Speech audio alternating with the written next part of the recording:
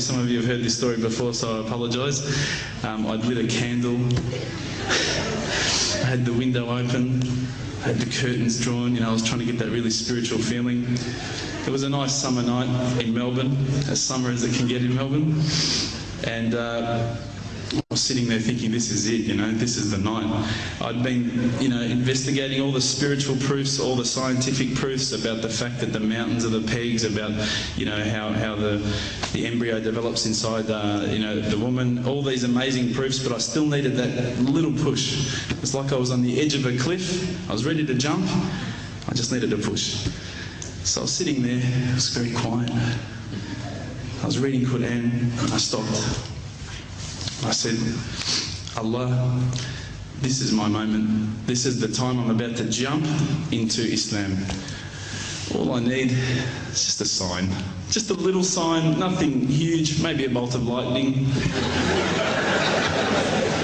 Maybe half the house could fall down or something, just small. Small for you, man. You created the earth, come on. So I sat there.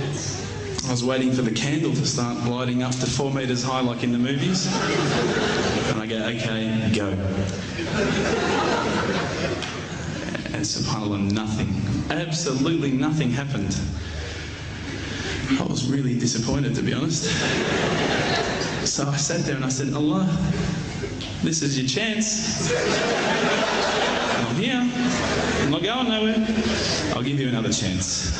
Okay, maybe you're busy. I know it's daytime over the other side of the world. There's a whole lot of stuff going on. Maybe this time it could just be like a car backfiring. Something small. All right, the half the house, the candle. Let's forget that. A bird could fart outside. I don't care. Just anything. So I said, okay, go. And subhanAllah, absolutely nothing happened. And I mean, I couldn't have even said, oh, that was it. That creak just then in the wall, that was it. Absolutely nothing happened. I was really disappointed. I was gutted. I was sitting there thinking, this is it, this was my last chance, Islam, and I haven't found it. I pulled back the Quran, I turned back to where I was reading. SubhanAllah, the very next verse on the next page, for those of you who ask for signs, have we not shown you enough already? Look around you, look at the stars, look at the sun, look at water. These are the signs for the people of knowledge. SubhanAllah.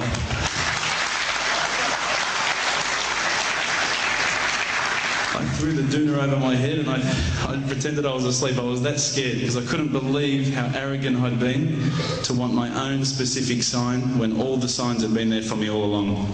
The fact that we have this world, the fact that there is this creation, these are the signs for all of us. The next day I decided this is it, I'm becoming a Muslim. I'd been investigating Islam now for probably about 6 months, to be honest. I went in and I said to myself, this is it, I'm going to make shahada. I had no idea what I had to say, I had no idea what the words were. It was probably close to Isha prayer, so it would have been, 7, 8 o'clock at night. I went in and I couldn't believe it. There was about 1,000 people at the mosque. I thought, subhanAllah, look at this religion. Look at how strong they are. It was the first night of Ramadan.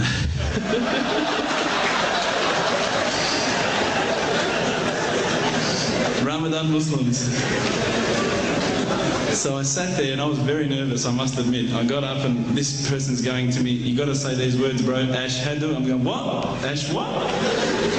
Can't I just say it in English? No, they say no, you got to say it in Arabic. And I thought, looked out over the sea of beards that I could see in front of me and I thought, if I get these words wrong, I'm a dead man again. I had this fear, And they were staring at me, and I don't know if you know this, but Australians can't stare. Lebanese people can stare. So I was sitting there, I was very scared. I got up, and subhanAllah, as soon as I started to say the words, all fear went out of my mind. It felt as though a shower was inside my head and someone had just turned on the cold tap. Felt like I'd been flushed clean.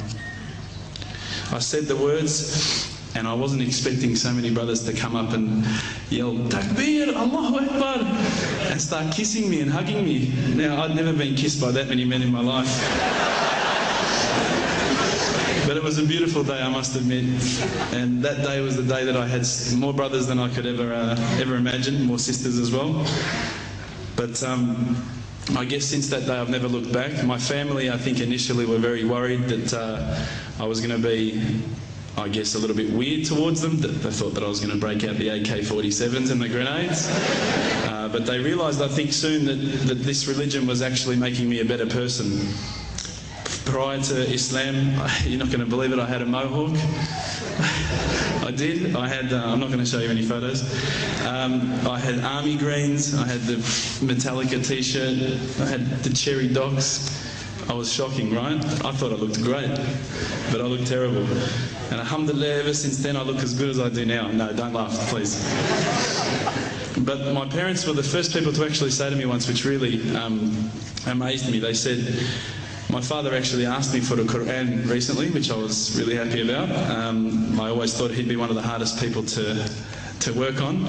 But he said to me, ever since you've been a Muslim, you've been a better person. You're more reliable. I can count on you to come and pick me up if my car breaks down. Whereas before I'd gone, Dad, I was drinking last night. I don't know if it's still out of my system.